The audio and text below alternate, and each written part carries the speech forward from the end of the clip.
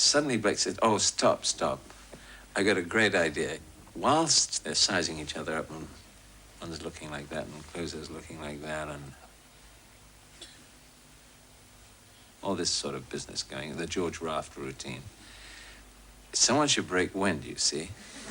And that would, no, they'd all... So we said, yeah, but if we do that, what's going to happen? I mean, how are we going to... Oh, we said, that's all right. I'll say now. Now.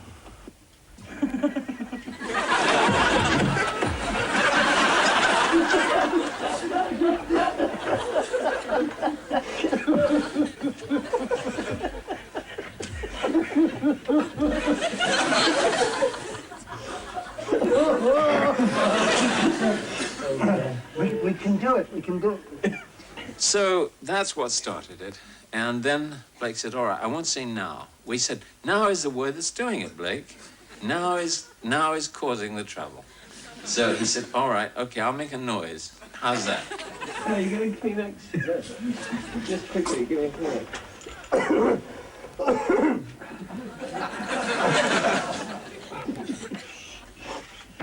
Okay, here we go. This is the one. Quietly.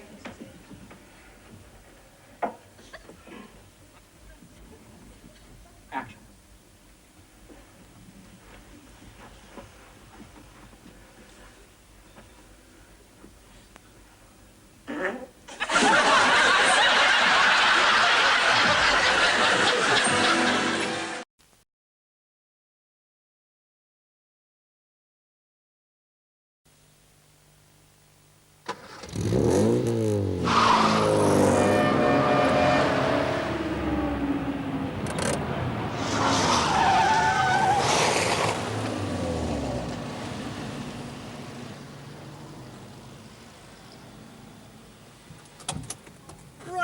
Right. Well, here we are. Now then, in 1958, I gave up smoking. And with the money I saved, came to £500. And I thought, I won't waste this money. I'll spend it. So I bought my first car, a Mini Minor.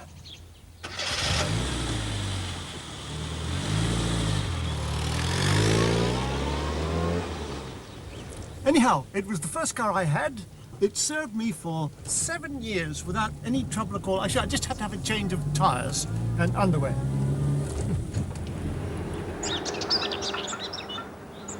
We did specifically design the car for the fuel shortage at the time because, if you remember, there were a lot of imports coming into the country of small bubble-type cars, and they were catching on rather rapidly, and this made management here a little active in this field.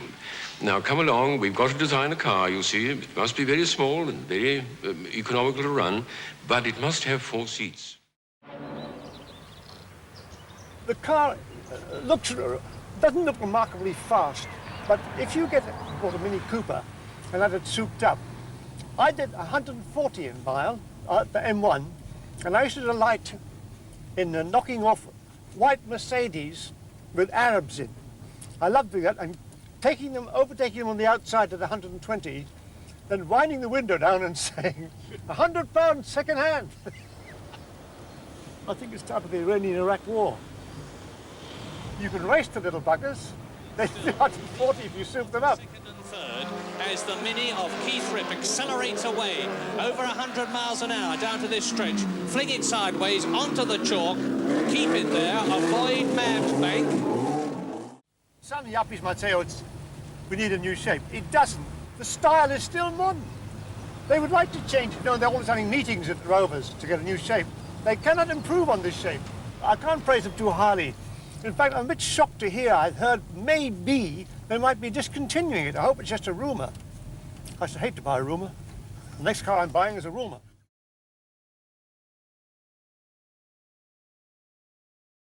Today, he is Sir Harry Secombe, who recently celebrated the 250th edition of his Sunday evening programme, Highway, an event which coincided happily with the publication of his autobiography called Arias, and raspberries. Indeed, You sort of sir. experienced quite a few of each then, I presume, I have throughout life. This is the raspberry years. You see, it's up to 1951, from 21 to 51. Yeah. So it gives me another bite of the cherry, or the raspberry. I must say, this programme today will be quite tame, Sir Harry, in comparison to what you had to put up with last week on Wogan. Oh, with Spike, yes. No, this man who jumped out of the audience that everyone saw, collecting for Oh, children. that was in quite need. frightening, yes. Yes, 'Cause, looked as if it frightened the life out of we you, didn't know actually. what he had in that bag, you see. Yeah. He came up on the stage, and that's the first time it's ever happened, that somebody's invaded the stage. And we all looked at each other with wild surmise, because you didn't know, you know. And then Spike invited him to stay, which was... Reprehensible, I thought. No, I have to say, we've been trawling the archives in search of vintage Secombe, and we could very easily have filled this entire programme today with the little gems we have uncovered. And here is just a very short selection. Tonight, this is Your Life, Harry Secombe.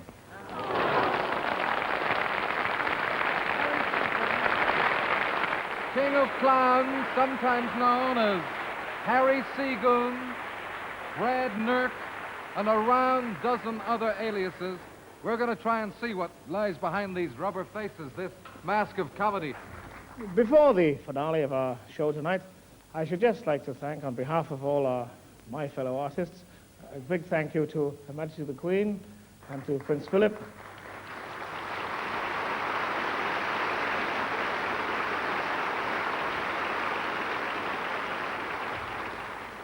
And to all you ladies and gentlemen as well, for the way you've supported us tonight in this wonderful, all the proceeds, of course, go to the Variety Artists Benevolent Fund. That's the new sound. Is it Fender? It's Neddy. He thinks he's the Queen of England. Haggers, let us begin and push him down the well. Yeah.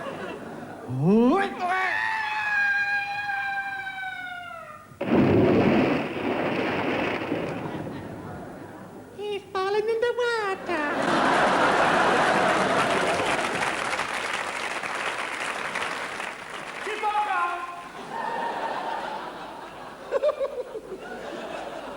My lord, distinguished guests, fellow barkers, ladies and gentlemen, as I was getting dressed to come here tonight, my grandson looked at me and said, "Grandad," because that's what he calls me, "Grandad, do you have to wear that suit tonight? You know it all gives you a terrible headache in the morning."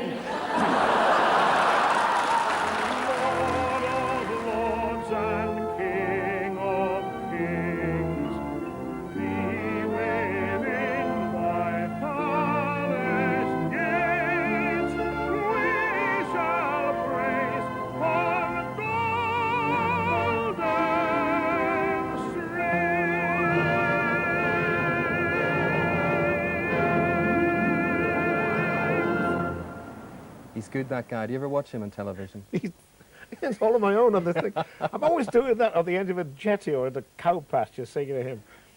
It's strange. I enjoy doing it. I do enjoy Highway very much. You have seen some sights and met some people doing that programme, right? Yes, we've done over 250. We've done about 260 now. And we've been to Rome. We've been to the Falklands. We've been up to Lapland, where the laps are. We've been to Malta. So, it's a much travelled programme. Okay, let's go to Llanlli. Ruth Edwards is on the line from there. Good morning, Ruth. Good morning. Hi, Ruth. What How would you are like you? to say to Sir Harry? Good morning, Sari. Good morning, Ruth. I just heard you've been all over the world with the Yes. Highway. I think it's a wonderful programme. Thank you. But, so Harry, you haven't been to a little town called Llanlli? We're coming down there in November. Oh, that's all, because I watch it. I watch it, and, Llanlli, as you know, is well known for its rugby. Of course it is. And the Comay on Llanlli. And I would love to see you sing with them. Well, I'm coming down there because Ronnie Cass, who's a programme associate who puts the words in my mouth and does all the music for me and for everybody else, is from Llanlli, and he's dying to get down there himself. Yes, yes. Oh, lovely. That, you know, that's all I wanted to say is I'd love to see you in Llanlli. Well, look out for our van with Highway on it and knock on the door and I'll have a chat with you. Oh, thank you. All right, That's Ruth? good. That's made your day, Ruth. Thank you very much indeed. Nice to send away a happy customer there. That's nice, that. The thing about Highway, though, Sir Harry, when you started it 7 years or so ago, it actually broke the mould of Sunday night religious programming, didn't it? Yes. Much more popularist in approach. Yes, quite right. I think it's a time that it's a time for change. I thought, to break away from that rigid hymn singing thing, and which is all fine, you know, hymn singing great, but it's good to get out and about. And what we do is more about caring within the community. It's not so much about religion, but more about turning the spotlight on people who do good deeds in the community without thought of reward. And we've had all sorts of people who've been in terrible situations, overcome tremendous hurdles, either physically or mentally, and by showing them the program, we try to bring inspiration and comfort to people who might be in a similar situation, you know, at home. Okay, let's now go to Newbury. Joan Pengelly. Good morning, Joan. Good morning. Hi, Joan. What's your question? Good morning, Sir Harry. Good morning, Joan. I'm a great fan of yours and always watch Highway. But one thing always fascinates me, and when my husband was alive till next year, it was he actually who first raised the subject. You walk about over the beautiful Welsh mountains, or as you said just now, near cowpats, but how is it technically done that you are singing beautifully, invariably with a Following backup? wind. How do they do it? I mean, it's once upon a time I thought you mimed, but you're not miming, you're singing live. I'll tell you what we do. We record in the studio because it's the only way you can do it. You never get proper sound outside because the wind and all the rest of the conditions don't make it possible. So we record in the studio, then I have speakers, I record the sound as well, you know, and the singing, and we have speakers strategically placed out of camera shot so that I can sing along with it. They're not recording my sound at the time, but I don't mind, don't go, I actually sing along. Yes, So you get, if there's no effort, it looks silly. But we can't possibly have an orchestra hidden behind a tree. You know, we've got to record in advance. Oh, that's great. There you are, Joan. A bit of TV trickery. Now you know. Now you know. Thank you very much. Here's a question from Adam Walker, who's phoned in from Brighton. And he wants to know, talking about singing, why did you decide on a singing career after such a successful career with the Goons? Well, I've always sang. I mean, I sang from the time I was as a choir boy until my voice broke and took the stained glass window and the vicar's wife with it. But I studied as an operatic tenor for 12 years with an old maestro. And singing, it used to be, if I did the Palladium show, I'd do sketches all the way through, and at the end I'd do a singing spot. But they're never together. And then it wasn't until I did musicals like Pickwick and Olive and all the rest of it, that where the music comes naturally out of the context of the play, then I felt easy. And I used to be very embarrassed when I sang in the beginning. I used to feel, I think the lyrics of some of the popular songs used to embarrass me, and I was tempted to go in the middle, you know. It was always very useful to have two strings to your bow. Indeed, two raspberries to your bow, yes. Absolutely, those as well. Let's speak to Edward Anderson. Hope no raspberries from you, Edward. Hello. Hi, Edward. Hello. So Harry, I think the Goons are great, and the tragedy when Sellers died. I know Milligan wrote the scripts, but who thought up the characters and the voices? Well, the voices came from all sorts of sources. Peter, how old are you, by the way? I'm 13. Oh, good lad. A Goon fan? Yes. Oh, get him young, I say. Amazing, isn't it? He's great. Yeah. Anyway, Peter Sellers used to take his voices from people he met in the street. I mean, there was one character he had from a second-hand car dealer. It was very, I've seen it, oh yes, that kind of voice. And they all sort of, the characters evolved out of chat. We used to be mucking about between ourselves down in the Grafton's pub, for example, where the Goon Show began. And the voices came from all sorts of places. Unfortunately, because the timbre of my voice always sounded like me anyway, I was stuck with the one character, Neddy Seagoon. But Peter Sellers did all the others. I mean, apart from Spike, who did Eccles, Having a Good Time, and Minnie Bannister. So Peter was the boy who had all the voices. And I'd stand next to him on the microphone, and as you can see on that first clip, he shrank for Blue Bottle, and he blew himself up for Bloodknock, and he actually became the characters, you know, temporarily. Marvellous character he was to work with. Who introduced you to the Goons, Edward? Well, my dad. Yeah? Is Two Goons in that house. I think that's great. Yeah. Listen, thanks very much indeed for your call. Thank you very Keep much for calling in. Oh, here's some important stuff I want to get out of the way here. Isabel Pavlin from Chelmsford This is very, very important. Were you in Spain 3 weeks ago on the Costa Blanca? She is absolutely sure that she saw him. Would you put this woman out of her misery? I'm sorry, I wasn't on the Costa Blanca. I was probably in Malvern, I should think. On the highway. There are two of you going about. Do you know that? There's some man impersonating you there in the Costa Blanca. You'll be sorry. So, Harry, for the moment, thank you very much indeed. Nice talking to you. We're going to keep the calls coming in for Sir Harry because he will stay here and we'll be here a little later in the programme. Keep the calls coming in. Here is the number to ring. Get on the phone. But did you meet your wife during your teenage years? Or? No, I met my wife when I was about 26, when I came out of the army. Out of the frying pan into the fire, that's me. What about teenage years? Problematic for you? I think so, like anybody else, you know. Spots and pimples and blind boils and troubled nights. Oh, yes. Oh, say no more. The same for everyone. Okay, now let's... Or Harry, as you keep telling us to call I think you. honours should be accepted graciously and worn lightly, myself. You always seem so up all the time. And you know that, because people often say about comedians, I mean, Peter Sellers being a case in point, that off-screen they can often have quite troubled lives and not be the jolly people that we see. But you always seem to be sort of happy. I mean, are you? Well, I'm doing what I like doing, getting well paid for it, and I've got a very happy home life. So I'm very lucky in that respect. So I've got nothing to be miserable about. Have you always been like that? I mean, since I'm afraid childhood? So, yes. I think fat people are happy anyway, aren't they? Make you sick people that smile all day. Let's go to Banbury. Denise Shuttleworth. Good morning, Denise. Good morning. Hi, Denise. Sir Harry. Good morning, Denise. Good morning. Denise? Yes. I've got two of those too. Oh. I'd just like to know what it was like working with Peter Sellers. I absolutely adored him. Not that I don't adore you, but he was marvellous. Did you really share that rapport that seemed to come over when you were working with him? Definitely. I mean, the three of us were very happy working together. It was a sort of chemistry that happens very rarely, apparently. But I loved him. He was a very, very complex character. He wasn't a simple man, but a lot of fun. You could always make him laugh. Even in his blackest moods, you could get him out of it with a laugh. And he was a great giggler. Very nice man. Make me laugh, and we think the world of you in our house.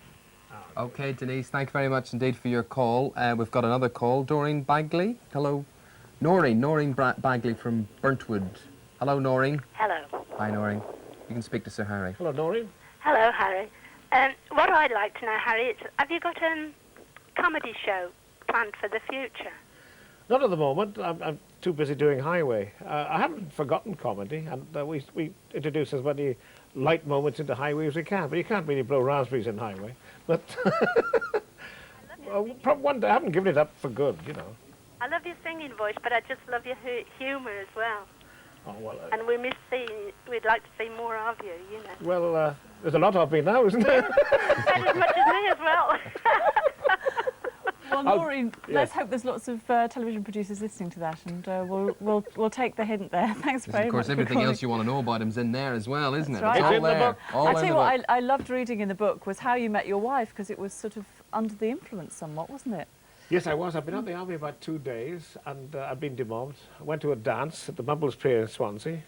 I met this little, very pretty girl in the Paul Jones, made a date with her for the following night, and couldn't remember what she looked like. I made a date to meet her outside the Plaza Cinema at 6 o'clock. And because I couldn't remember what she looked like, I thought I'd get out there early. And there were some columns outside the plaza, so I got behind a column early, about 10 to 6. I thought, if she turns up, I don't fancy the look of her, I'll go, you see. I waited till 6:15, thought she wasn't coming, got out from behind my pillar, and she stepped out from behind hers. So she'd been doing the same thing as I had. Actually, these women are still chasing you, it has to be said. Are they? Yes. Yes, there's a woman who's phoned in from Swansea who's 90 years of age, Mary Rowland. Good morning, Mary. And she says, do you remember Mary Owens the Coal? Yes, I think she's the widow of Owens the Coal. He used to he used to deliver your coal, He apparently. did indeed, in sacks, you know. She said, would you say hello to Any me? sacks we had, eh? Oh. Hello, Mrs. Owens. Nice to hear from you. I'm waving to you. Do you still feel very sort of emotional about your Welsh roots? I think so. If you see a rugby match, you hear the national anthem played, or We'll Keep Her Welcome. It always brings a lump to the throat. We're very clannish, the Welsh, you know. And you were saying that you had a sort of happy family life now. Yeah. And I mean, did you have a very sort of close-knit community, family feel in your early days as well? Yes, definitely. I was brought up in a council estate where there's no point in trying to keep up with the Joneses, because everybody's called Jones where I live. And the whole thing was, it was a very jolly place. I mean, there was a lot of trouble around. I brought up in the Depression, lots of...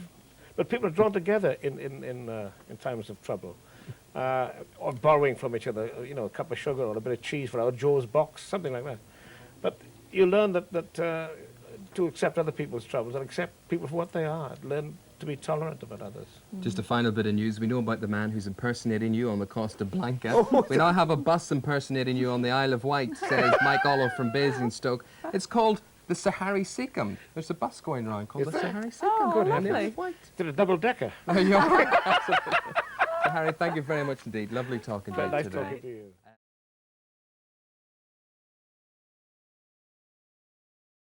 Tales of men's shirts, a story of down under.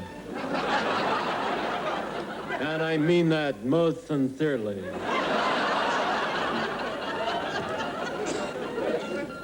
(1938), but from the continent came ominous rumblings. Oh, this Spanish food. Oh. Waiter, waiter, waiter. One brandy and pronto. One brandy and pronto coming up.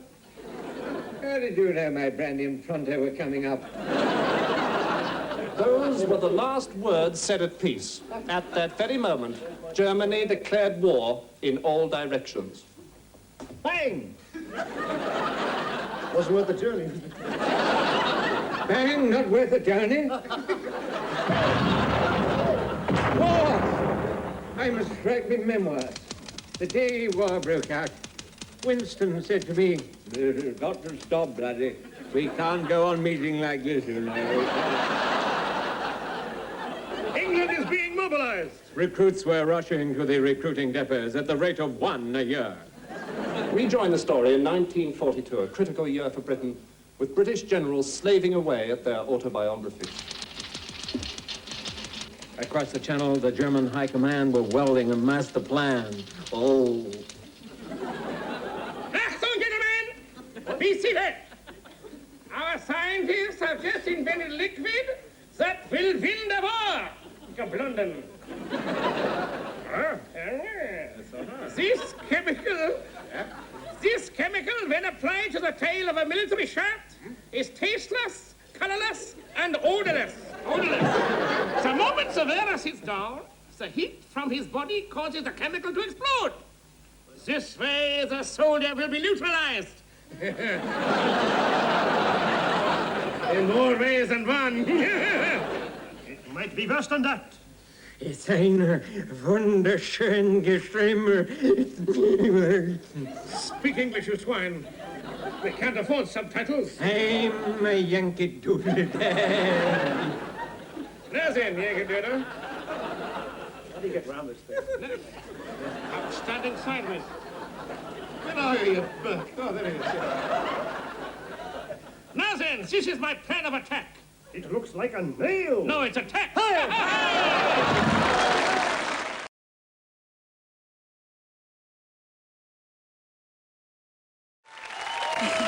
In Japanese dictionary, we have no word for eccentricity. So when I learned this word, I've decided to come to Britain to find its true meaning. It's getting cold. And I read the script for Goon Show in my friend's house, and I realized that. I got lunch. British. Come on, Spike. Come on, I'll skip that. Come on.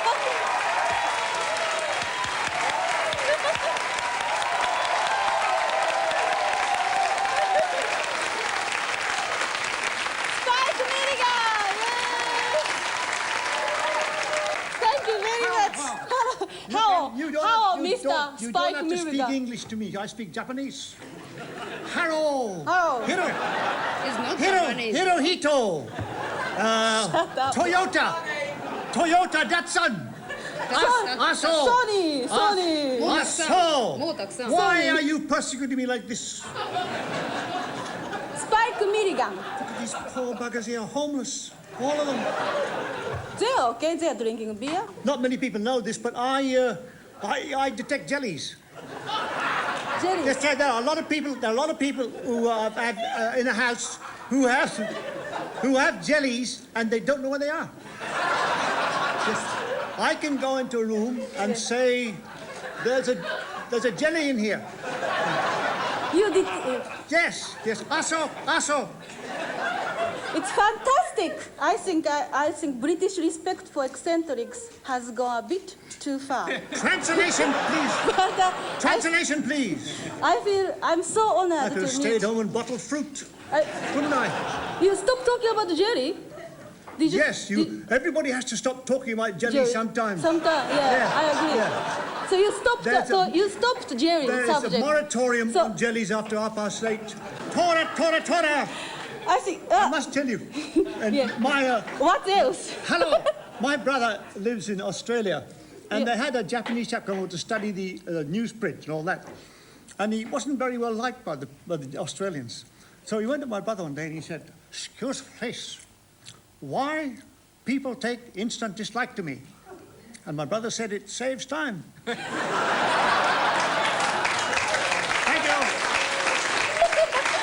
you. Thank you. Thank you very much. I really love you. You wouldn't think I'd been dead 4 years, would you? Can I just... I'm the only above-ground corpse in the world. Waiting for the price of coffee You're to go doing down. very well considering Take you're your hands corpse. off my filthy sorry. knee. Yeah, sorry. Can I just ask you kind of reasonable question now and then? Yes, Is it right. all My inside leg measurement, 37. Yeah. Blood group rhesus negative. Remember Pearl Actually, Harbor? I'm my father's monkey. I was born near Japan, you know. I was born in India. Born in India. And it was very embarrassing because my mother was in London at the time, you know. Does anybody want to come to sit here and talking to him, like asking questions? That's the first time bum has been said on television for years, isn't it? Bum! Bum? Bum, yeah. That's the opening of Beethoven's Fifth, isn't it? Bum, bum, bum, bum. Thank you, lone clapper. A lone clap is better than a single herp. Remember that? Thanks, Dan. That's brilliant. That's so good. You've been to Japan. What about your false nose? Pardon? What about your false nose? I told you to stay in the car, didn't I? Shall we sing a song together? Might as well, isn't it? Like our conversation, it's not flowing. I'll sing a song together. I can sing your song. What about these shoes? Into, beautiful. Into, beautiful. Yeah.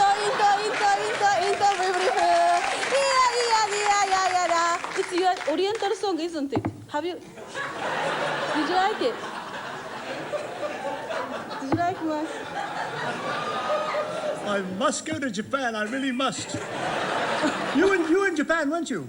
What, did you fall off? Yes, it is a bit too small for me. Wow, English joke, it's called panic. That's Irish, I'm Irish. Sorry, Irish joke. So to you. Irish joke. It's a bit too sophisticated for Irish you. joke. Oh, that was an Irish joke. This fellow was, Irish was driving a car with his mate. And he said, "Oh, Jesus, Nick," he said, "you drive very fast." So Nick said, "Oh, yes, but I drive much faster when I'm on my own." He said, "Oh, I'm very glad I'm not with you when you're on your own."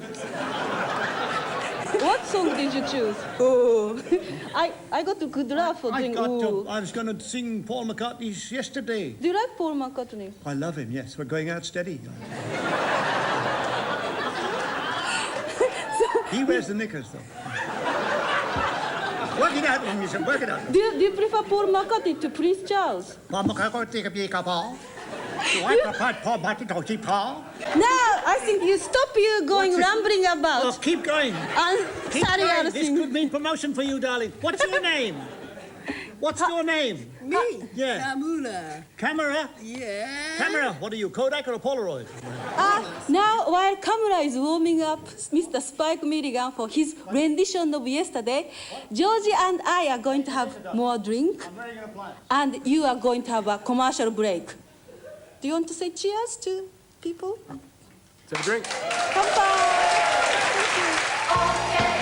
Okay, who's the karaoke now? Who's the karaoke now? Sunny I'm not half the man I used to be. That I know me. Oh, yesterday came suddenly. Why she had to go, I don't know. She wouldn't say. Well, I never people when I go, I never tell anybody. I said something wrong. No, I don't. Oh, yesterday. Why did they ask me? Now, yesterday, love was such an easy game to play. Now I need a place to hide away. Oh, I believe in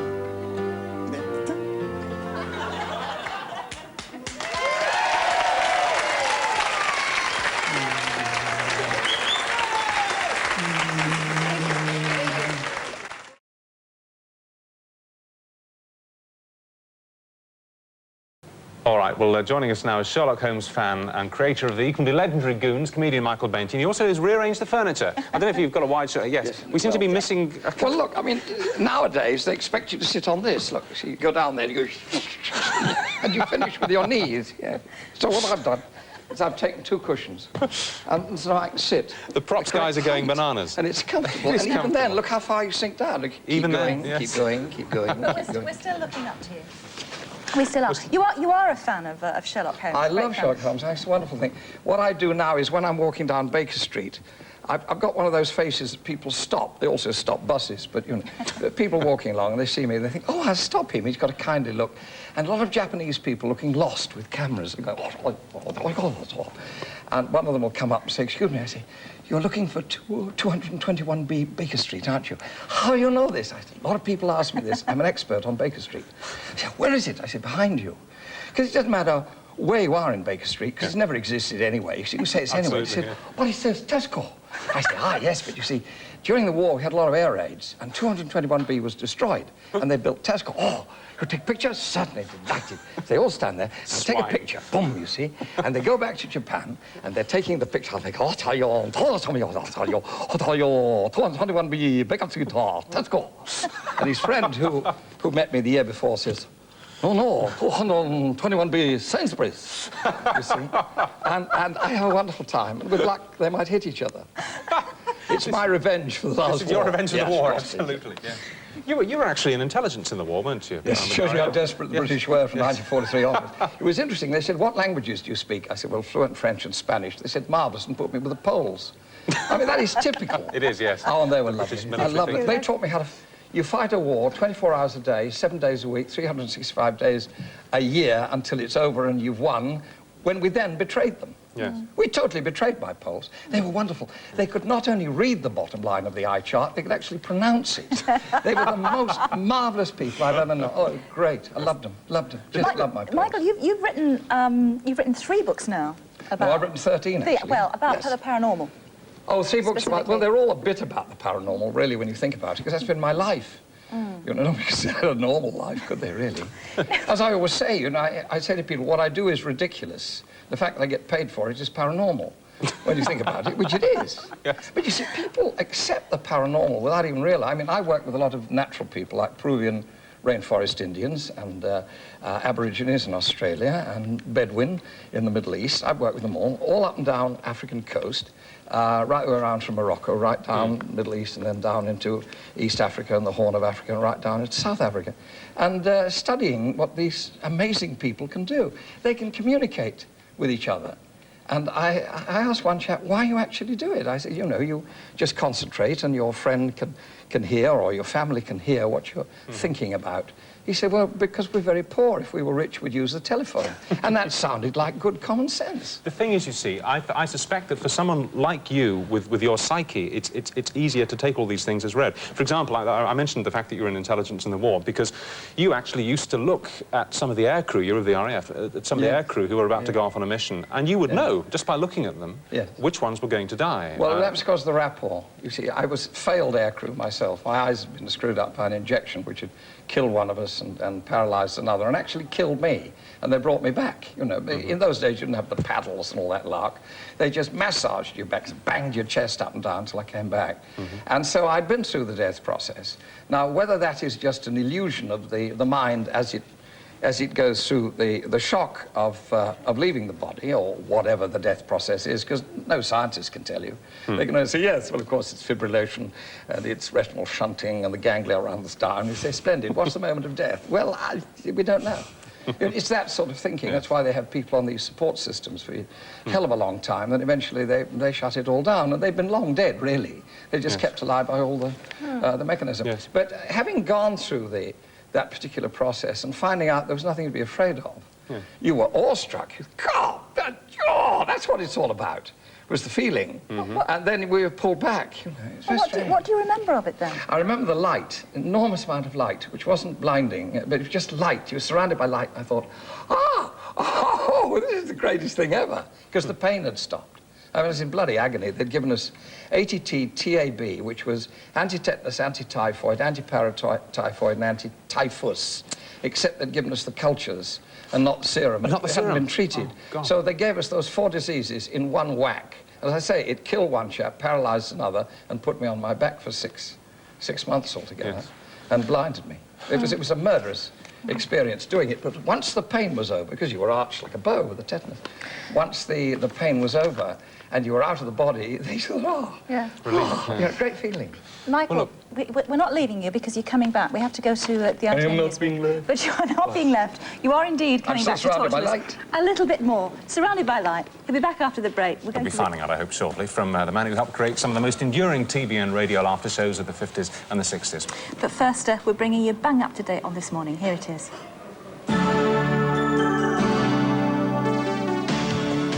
Coming up in just a couple of seconds, the godfather of the Goons, Michael Bentine, giving us a lowdown on the high spots of his memorable career. And although he may hate Mondays, patron saint of pop music, Bob Geldof, has made a date with us on today's This Morning. He'll be around at about 11:10. And if you're slack at belting up, we'll be clamping down on safety and car-wise at 10 to 12. Now, the death of a child is the most painful loss of all. Our phone-in today deals with the anguish that families face when they lose a son or a daughter. But later on, we'll be talking to parents who have learned to cope with their grief. So if your family is suffering and you'd like some advice, then please call us now on 051 555 1000. And here's the lineup for the rest of Monday on This Morning.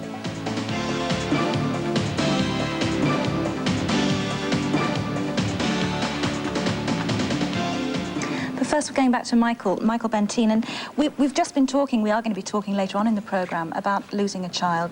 What you were saying before the news, which is that you knew by looking at certain RAF men who were going to die, you knew who was actually not going to come back from a mission. You had a very similar experience looking at your own son. Yes. Well, simply, having been brought up with this sort of thing since I was a little boy of about 8, I was one of my father's guinea pigs. My father was a scientist who was investigating the paranormal, then called the supernormal, with a whole team of scientists. And so I was brought up with it. So when we had furniture moving around on its own in our house, it seemed quite normal.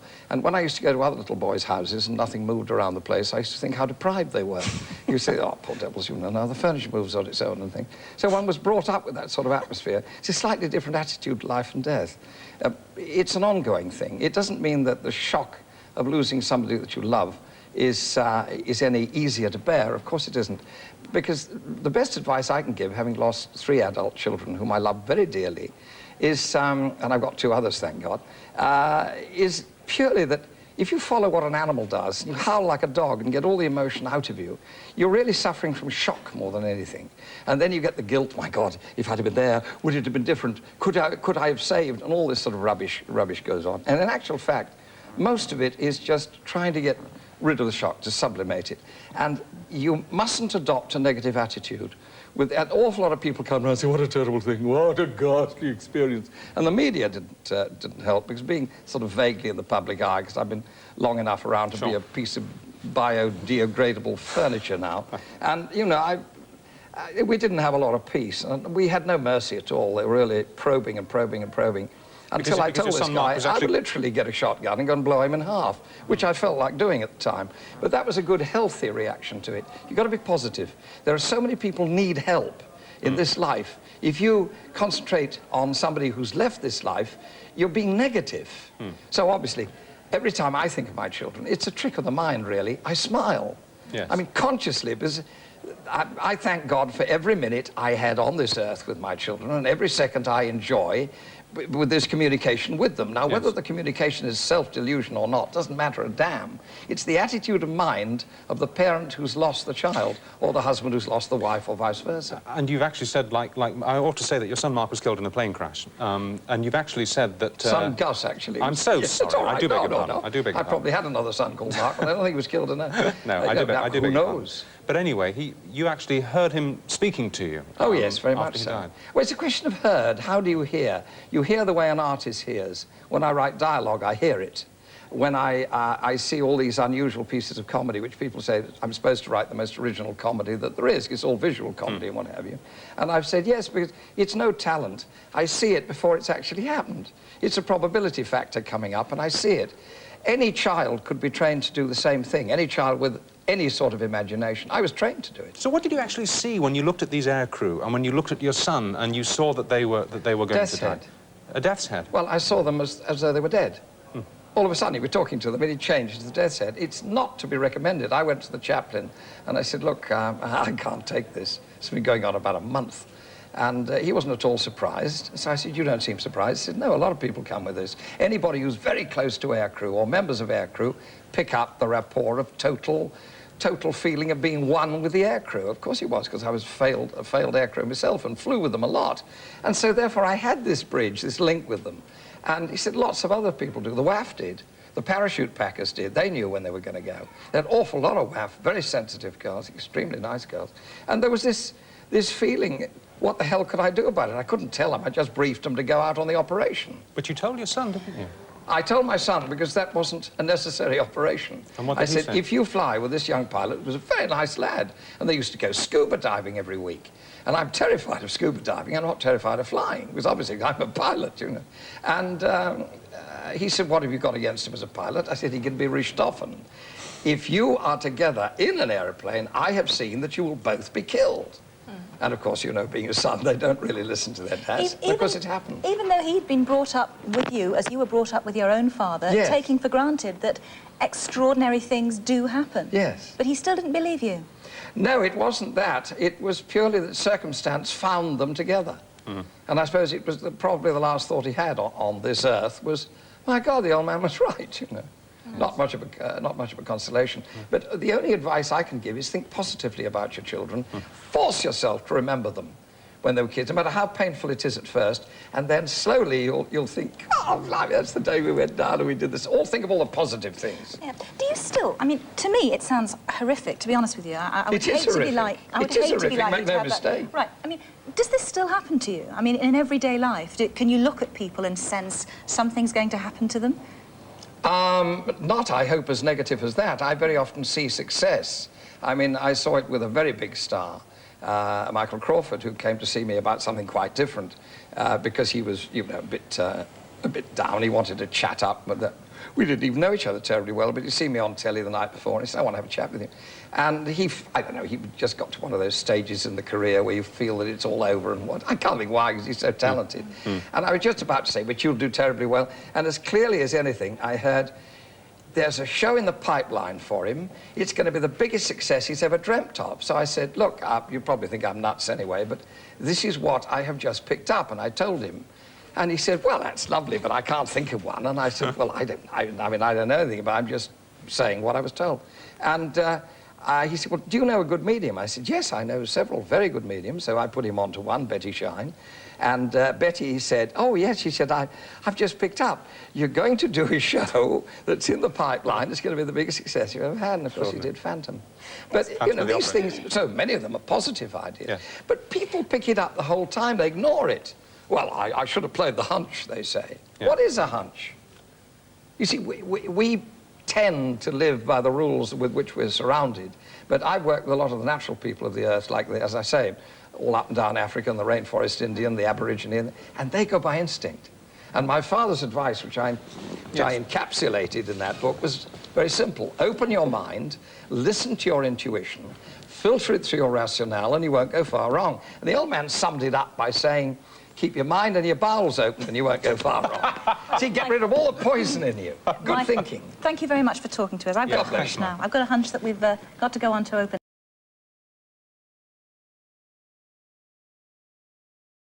My pleasure now to introduce a man who is always making me laugh. Every time I see him, I just get the giggles straight away. He was on the show last year. He had us in hysterics. I'm sure he will tonight. Would you please welcome the little genius, Spike Milligan, ladies and gentlemen.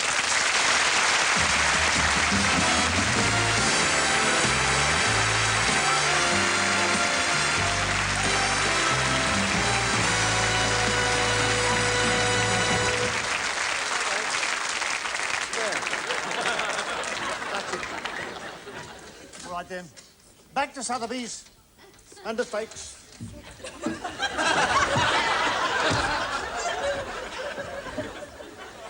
Spike, Spike, excuse me. What? What do you want? What is happening? What do you want now? What do you see? I'm busy. Look, I can't come out. I'm getting too much exposure on television. And Mrs. Reagan's astrologer said this is a bad day for me. I mustn't be seen too much on television. I destroyed the Terry Wogan show. Oh, what are you doing in there? Whoa, whoa, whoa, whoa, whoa. Here, there's a Rottweiler in here. Whoa, whoa, whoa. Here, put that leg down. Put that leg down. Spike? Eat that. What is it? What do you want? I'm just wondering if we can... Look, I can't be seen too... I'll put a bit out.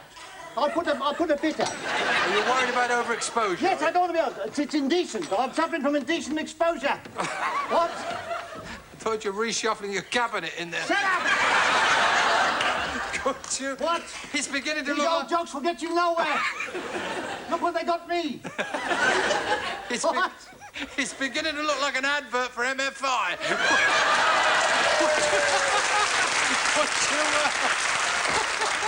I'm just wondering... Look out! Spike. He does impressions. Pardon? It's a Jewish dog. I'm just... You double the wages and I'll come out. Well, Make it £2. I'll tell you what I'll do. If you don't come out soon, I'm going to sing. All right, no, I'll come out. Anything but that.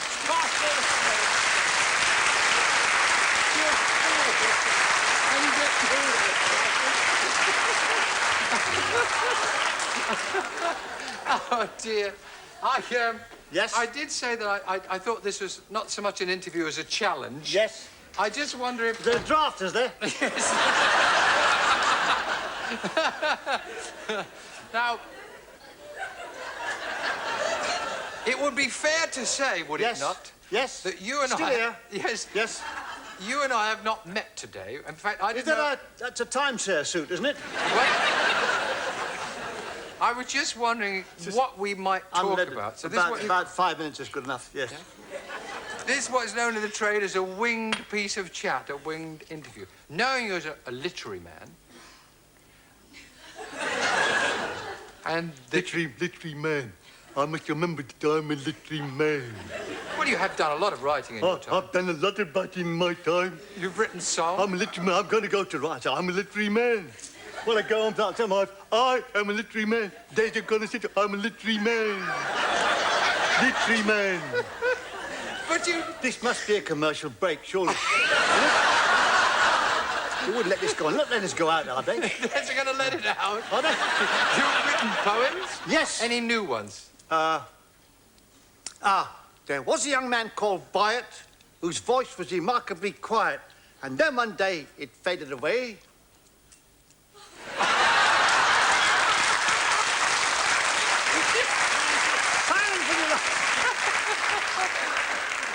I was saying in the break, I said, Lord knows what he'll be up to, or what he'll be wearing, or what he'll be doing. But last time we were on this show... Yes? I'm sorry, do I move my hands a lot? Oh, yes, yes. I will sit on them. Yeah. The last time you were... Oh, the old trouble, the metrics. The old metric miles, yes? You didn't know we got metric, did you? Why did I ask him on this show? What would you do if you were sitting here? What would you ask Spike Milligan? I'd say, You're worth more money. You're worth more money? Yes. Well, you're worth more money, Spike. Yes, I sold my house to a Japanese bloke. And I wired it up to go off on the anniversary of Pearl Harbor.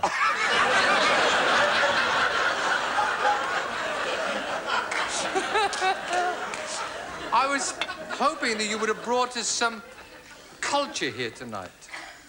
I was actually looking for you to bring culture. Well, can I do some blues? I'm colourblind, but shall I sing you some blues? Singing? Or browns? I've got the blues in the morning, the browns at night. Have you? I've got the greens in the evening, what? I'm doing all right here, Daddy. Okay, I'll sing you some blues, all right? You in there, Colin? Yes. Right. It's all news to me. This is all news. You still Jewish? I wonder why the money wasn't coming. Right, how about this? 1, 2, 1, 2, 3, 4. Oh, oh, oh, oh, oh, oh, oh, oh, oh, oh. Ow! Oh, oh, oh, oh, oh, oh, oh, oh. Ow! I got the rheumatism blues. Ow, ow, ow, ow.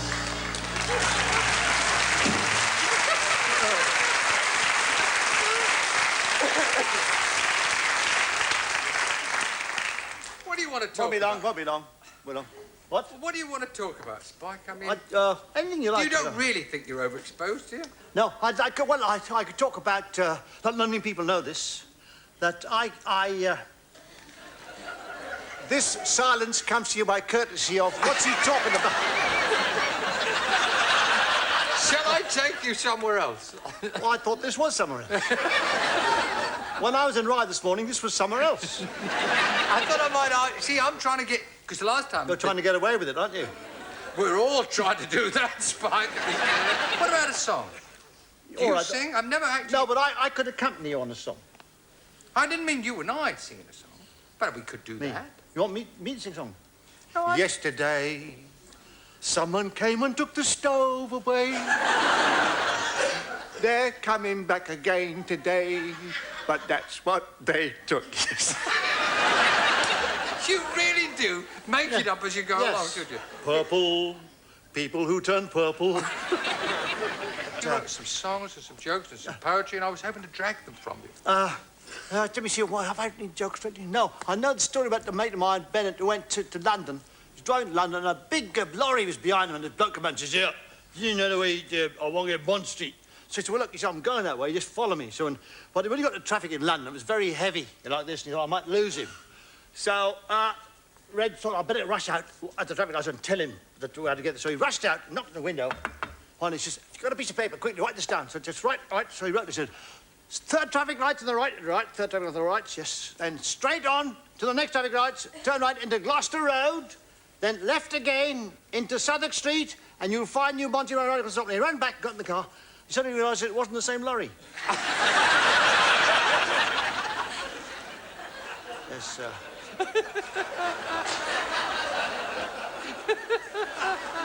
Somebody's spreading it around, you know.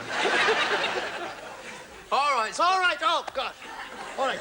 What? Can you just remind me, just once, just for the crowd? I mean, it won't make the tape this. What was that wonderful little song that you did about the fly in the Indian shop? Oh, there was a little fly went in the grocery store, and he on the ceiling, and he on the floor. He on the bacon, and he on the jam, and he on the head of the little grocer man.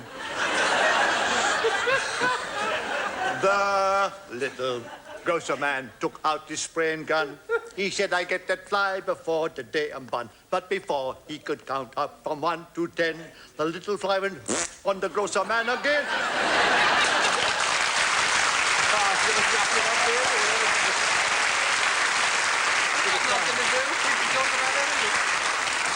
Have you got any unfulfilled ambitions, Spike? Seriously, anything you would really like to do? What, I mean, you've been in showbiz a very long time. Yes. How many years? Oh, 40 years. Any regrets? I haven't got a Zimmer. What happened on the Wogan show? Just tell me between the folks here, what happened? Everything. Yeah. Well, What is this guy doing wanting on the stage? Well, he was trying to raise money for children. mine, I think. And they threw him out. It was unfortunate, yeah. Everybody hated me. I got my friend at home, Dennis Sloggett. He sort of took it personally, as if I'd ruined somebody's career. And I was only, dear fun. That's you, Spike. You don't rehearse, you don't work anything out. No, what you that's do, why I don't get much work, you see. I got this job at the DHSS office this morning. It was on the board, wanted comic for Des O'Connor's show, yeah. And you volunteered? And Kylie Minogue was there as well.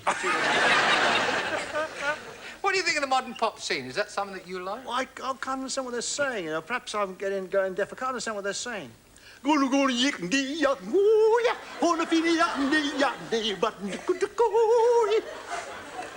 That. It's...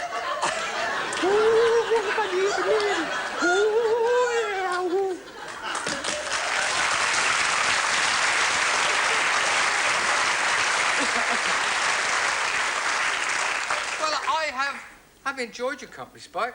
I haven't got a company.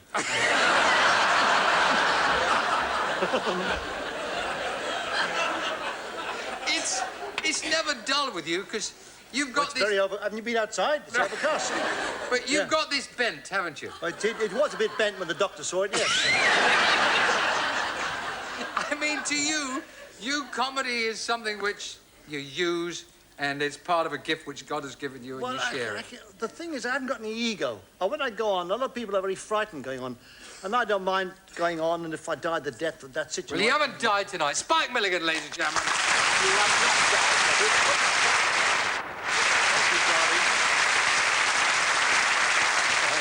I tell you one thing, it's never dull when Spike's around. Great fun. Lovely to have him here. And yes, same time next year.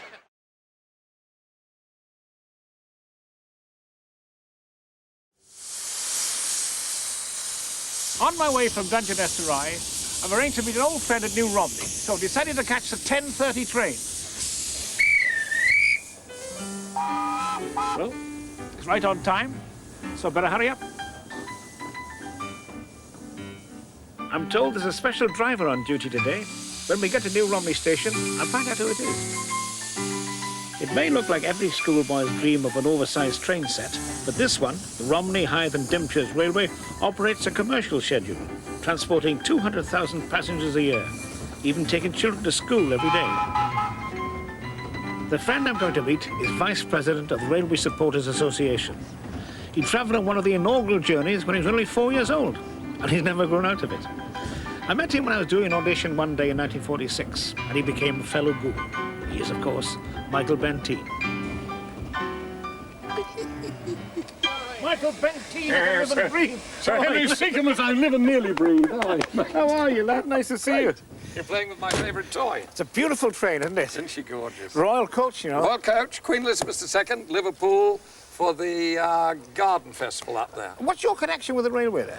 I went on the first train. My father knew Captain Hythe very well. He and Count Borowski were the two men that built the railway for the start. I came in as a little boy of 4 and helped the Gandhi dancers as the track layers to lay the track. Did you? And I heard my first Irish. It's been running now well over 60 years, and we've had Jubilee and everything. And it's one of the great things of the Marsh because it brings great joy to an awful lot of people. You've known this area for about 60 years, haven't you? Yeah, I was more or less brought up on it as a boy, and I love it dearly because it's a mysterious place. What kind of people are the Marsh people, then? They're unique. They're like nobody else in the world. I mean, during the war, we took all the Marsh signposts down. And after the war, nobody had put them up. It was to fool the Hun, you see. And I asked a Marshman, I said, when are you going to put up the signposts? He said, well, no, not never. So I said, why not? He said, you never know. Tell us a story about the enemy plane that came in. Oh, yeah, that was incredible. We had an armoured plate armour on a truck, a flat gondola truck, and we had 2 guns on it. We had a Vickers K, I think, and a boy's anti-tank rifle, which you and I remember from the broken shoulder. And a German plane came over. It was a dive bomber. And it flew over and saw the train and came round again. And on the German charts, because I saw one after the end of hostilities, it did not say Kleiner Bahnhof or Miniatur Bahnhof, it just said Bahnhof. So this idiot looks at it and says, ach so, ein Bahnhof. And of course, it's 1/3 scale. So he kept coming lower and lower and lower until he went into the marsh. We got out of it, but that was it. So theoretically, we shot down a Jerry plane in the wall. Lovely days, aren't they? I mean, they're marvellous days. The days that we had, especially the beginning of the Goon Show. Well, this is really a sort of a Goon Show on wheels, isn't it? Oh, it is. When you think the whole thing is kept alive by a devoted band of brothers and sisters who adore it and adore steam. We're still in the age of steam. Of course. And the Goon Show was steam radio. See anything on Milligan lately? Yes. He's driving the train. Is he? Moment. He's up front. After you. You want to see him? Yes. Here's the driver. Spike! Hello! Just a minute, I'm just gaining control. And then, what is it? How are you, mate? No wonder we came via Huddersfield. Yes. How'd you like driving the train, then? I like driving the train. Because you're used to it being born in India. Yes, I was long train journeys across the Deccan Plains, yes. Yeah? I just do this for fun sometimes. Yeah. Not many people know that, and I'm one of them. You live near here in Rye, don't you? Yes, I have to. My house is there, so I like to live near it. Yes, I do. No, I moved in the country because I like it, the peace and quiet of it, yes. And You could say that. It's dull, flat and boring, the Rump Marsh, but there's no place like home. Yes, it was, in the 16th century, an absolute hive for smugglers. The most famous one was Peter Whitehead. That's right. Yeah. And he used to... Inventor of the torpedo. Yes, he used to deal in cognac and Malmsey, the stuff they killed the Duke of Clarence with. Drowned him in a bottle. And there's a wonderful, one of the old place names is worth having. It's called Dumb Woman's Lane. Why is it called Dumb Woman's Lane? There's a theory. There's a legend, a story that it was a witch-burning area where they used to cut their tongues out so that they couldn't cast spells. Yeah. That's all run up an overdraft at the bank. Can't get over. We're off to Rye now, then. All right, then. Leave it to it. All the best, mate. Oh, thank you. Nice seeing you. Bye-bye. Don't lose it on the way. Right, all right. It's the other lever. Don't lose what on the way? I won't be able to sleep tonight. Right, off we go again, then. You all right, Harry? All right, mate.